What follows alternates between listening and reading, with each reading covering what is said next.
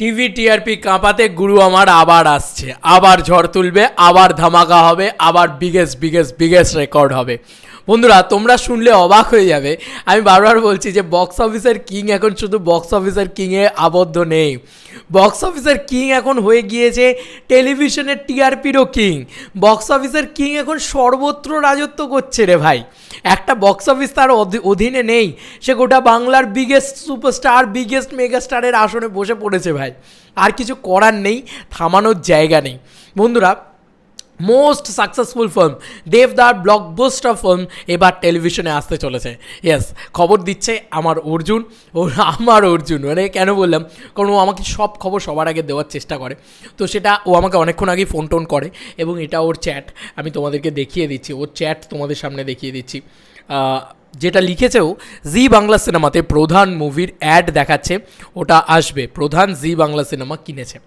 Yes বন্ধুরা, আবারও দেবদার সিনেমা, দেবদার প্রধান জি বাংলা সিনেমা কিনে নিল। এখন অ্যাড দেখানো চলছে। আমি সকালবেলায় একটা ভিডিওতে আলোচনা করছিলাম, জিদ্দার ভিডিও ছিল সম্ভবত, যে অলরেডি কিছু ছবি বিক্রি হচ্ছে, কিছু ছবি বিক্রি হচ্ছে না, এই ওই সেই হ্যানা তেনা। তবে আমি এইটুকু বলে দিয়েছিলাম যে প্রধান কিন্তু কনফার্ম জি এর কোনো একটা চ্যানেলে আসবে, কারণ অভিজিৎ সেন ফ্যাক্টরটা কাজ করবে, আর সেটাই কিন্তু কাজ করছে কোথাও গিয়ে। এবং অভিজিৎ সেন ফ্যাক্টরটা কাজ করছে, আর ফাটিয়ে প্রধান আসছে। প্রধান তাহলে কবে আসবে বন্ধুরা? এই ইতিমধ্যেই তো আসবে না, আমার মনে হয় দুর্গাপুজোর টাইম করে হয়তো চলে আসতে পারে, বা হয়তো মহালয়ার দিন দিতে পারে প্রধান। আমি জানি না, একটা বড় ছুটির দিন করেই নিশ্চয়ই প্রধান দেবে। তবে জি বাংলার সাথে প্রধানের একটা চুক্তিবদ্ধ হয়েছিল। এবার প্রধান ছবিটাকে আমরা যদি বক্স অফিসের ডিভাইডেশনে ভাঙি, তাহলে 8 কোটি টাকা ছবিটার বক্স অফিস কালেকশন ছিল। এবং ছবিটার মানে ওটা পক্ষে বিপক্ষে মতামত আছে, তবে আমি ধরে নিলাম নেট কালেকশন 8 কোটি টাকা। 8 কোটি টাকা ছবিটার বক্স অফিস কালেকশন প্লাস ছবিটার ওটিটি রিলিজ হয়েছে হইচইয়ের কাছে, যেটা স্ট্যান্ডঅ্যালোনভাবে আলাদা করে বিক্রি হয়েছে। নমিনাল দেবদার ছবির ওটিটি মানি মিনিমাম 1 কোটি টাকা, হলো 9 কোটি টাকা। এবার বাকি যে ছবিটার মানে স্যাটেলাইট বিক্রি হয়েছে, স্যাটেলাইটের মিনিমাম প্রাইস দেবদার ছবি বলে আমি নমিনাল ধরলাম 1 কোটি টাকা। ছবি বানানো হয়েছে 2 কোটি টাকায়, ছবির প্রফিট মার্জিন 8 কোটি টাকা। ইয়াস বন্ধুরা, বুঝতে পারছো তো, মানে ছবিটা 8 কোটি টাকার উপরে ব্যবসা করেছে শুধু। মানে অল অ্যাবাউট মিলিয়ে। এছাড়াও মিউজিক রাইটস আছে, যেটাও কিন্তু জি এর সারেগামা এরকম কেউ এটা কিনেছিল, আমার মনে পড়ছে না এখন।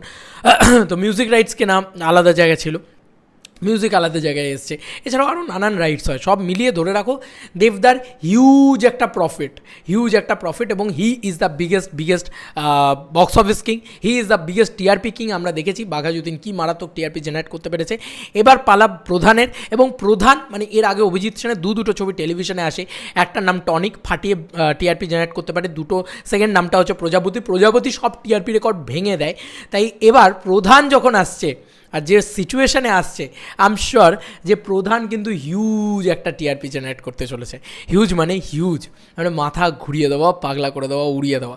এবার তোমাদের কার কি মতামত এই এন্টায়ার ভিডিওটাকে নিয়ে জানিও কমেন্ট সেকশানে। চলো বন্ধুরা, নতুন কোনো ভিডিওতে দেখা হবে, বাই।